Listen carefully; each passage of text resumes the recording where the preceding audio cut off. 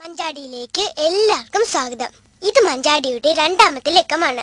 കഴിഞ്ഞ ലക്കത്തിലെ പോലെ തന്നെ ഇത്തവണയും കൂട്ടുകാർക്കായി നല്ല കുറെ പാട്ടുകളും കഥകളുമായിട്ടാണ് ഞാൻ എത്തിയിരിക്കുന്നത്. പിന്നെ ഇത്തവണ ഒരു വിശേഷമുണ്ട് കേട്ടോ. പഞ്ചതന്ത്രത്തിനു പുറമെ ഈ സോപ്പ് കഥകളും ഞാൻ എന്റെ കൂട്ടുകാർക്കായി കൊണ്ടുവന്നു.